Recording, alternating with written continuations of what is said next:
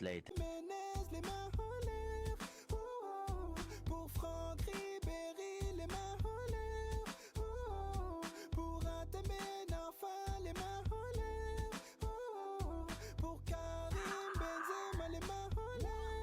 Qu'est-ce que tu fais là? Comment ça, ce que je fais? Eh ben j'écris dans mon Death Note les noms de la génération 87, les cracks qu'ils ont eu aucun trophée. Je les écris dans le Death Note. J'étais à Karim Benzema là. Mais déjà Ribéry ça va en 87. Et Benzema il vient d'avoir un titre avec l'équipe de France. Ils ont remporté la Ligue des Nations. C'est l'homme du match. Benzema il a eu un titre avec l'équipe de France. Oui, il l'a fait.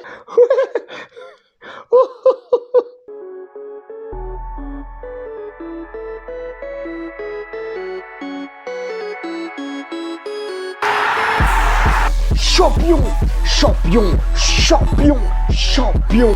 Eh la team, bienvenue dans ce débrief. La France est championne de la Ligue des Nations 2021. Et lors de mes précédents débriefs, je l'ai dit, la Ligue des Nations, elle a été disputée cette année. Cette compétition, elle a été respectée. C'est une compétition qui est légitime maintenant. C'est une compétition qui peut s'inscrire dans le paysage footballistique. Et plus tard, on pourra dire que la France a pris une Ligue des Nations. On pourra même compter ces trophées-là. Et c'est un match qui a été tendu. Déjà, on a une première mi-temps qui a un long round d'observation. Les équipes, elles se neutralisent. On a certes une occasion dangereuse de Karim Benzema, qui la met pas. C'est pas grave, faut lui pardonner. Vu le match qu'il fait, faut lui pardonner.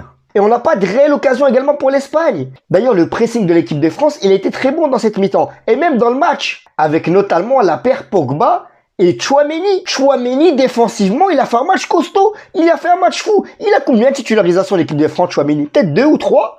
Et il nous sort une masterclass comme ça. Tchouaméni, ce match-là, il a récupéré 8 ballons en tout. Donc 4 ballons aériens. Paul Pogba aussi. Paul Pogba, il a été fort défensivement. Offensivement, il a été fort dans la conservation de balles. Et ça a été un leader sur le terrain. Ça a été un meneur d'hommes. Pogba, on l'a vu crier quand ça allait pas. Quand l'équipe de France, elle montait et les latéraux, ils redescendaient pas pour aider, Pogba, il criait. Il a mis une soufflante à Pavard. Il a engueulé comme les CPE, ils engueulent dans les collèges. On a également un très bon Théo Hernandez. Le Théo Hernandez, il a gainé Gavi sur le côté. Il a gainé Gavi. Il a souffert avec Ferran Torres, c'est vrai. Mais Théo Hernandez, en 2 matchs avec l'équipe de France, un but, une passe D. C'est lui qui fait la passe décisive pour le dernier but d'Mbappé. D'ailleurs, on y reviendra à ce but-là, parce qu'il y a eu des polémiques hors-jeu, pas hors-jeu.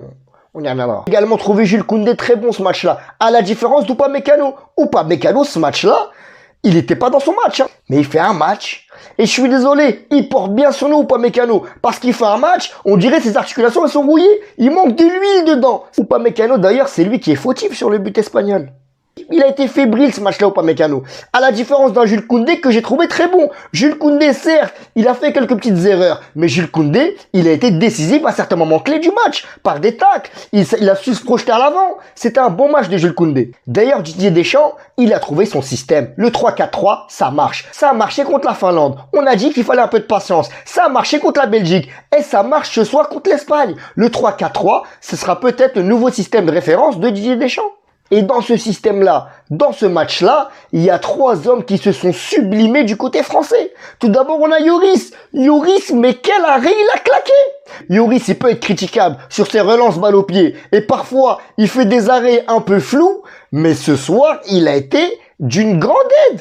Ce soir, il fait 2 arrêts clés. Et notamment le dernier arrêt sur coup de pied arrêté. On était asphyxiés devant la télé. Les dernières minutes, elles ont été insoutenables. Heureusement qu'il y avait Lloris. Et le deuxième homme fort côté français, c'est clairement Kylian Mbappé. Kylian Mbappé, il fait un bon match. Certes, Kylian Mbappé et même son compère Karim Benzema, tu prends l'intégralité du match, on ne les voit pas tout le match. Il y a certains moments, ils sont en temps faible, on ne les voit pas. Mais Kylian Mbappé, il a pas cessé de tenter. Après, certes, il a vendangé, il a 6 frappes manquées, je suis d'accord. Mais Kylian Mbappé, il a réussi à trouver le cadre. Il a réussi, sa détermination, elle a payé. Moi, j'aimerais revenir sur une petite polémique, notamment sur le but de Kylian Mbappé. Et actuellement, je sais pas s'il y a hors-jeu ou pas. Mais moi, ce qui me gêne, c'est les gens qui affirment qu'il y a hors-jeu. Alors qu'on n'a pas la capacité de juger réellement. Parce que dans le camion de la VAR, il y a plusieurs écrans. Il n'y a pas un seul écran. Il y a plusieurs écrans pour voir plusieurs angles de vue différents. Moi, je suis désolé, si tu zoomes sur l'image, tu vois le coude du joueur qui couvre Mbappé. Après, est-ce qu'il est hors-jeu ou pas, ça dépend de l'angle. On ne peut pas savoir, nous. Après, c'est dommage que le diffuseur du match, il n'ait pas montré plusieurs angles où ils n'ont pas tiré des traits. Et l'homme du match pour moi, c'est Karim Benzema. Karim, Nouévé, Fumier, la barbe la plus belle de France, les contrôles sublimes, la finition chirurgicale. Franchement, Franchement, le but de Karim Benzema, il est incroyable. Il tire la balle avec tellement de douceur, c'est incroyable.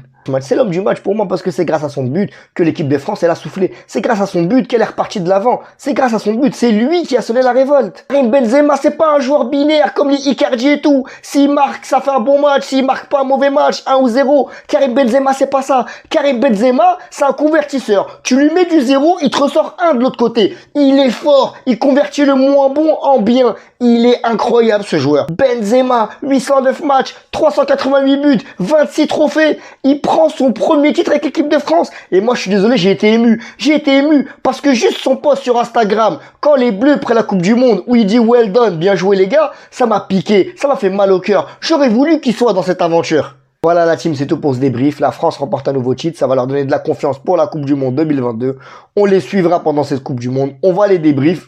Sur ce, je vous laisse mes réseaux sur le côté. Continuez à me partager, continuez à liker, continuez à vous abonner et continuez à venir me parler sur les réseaux. Ça me fait toujours autant plaisir. Ciao, salut.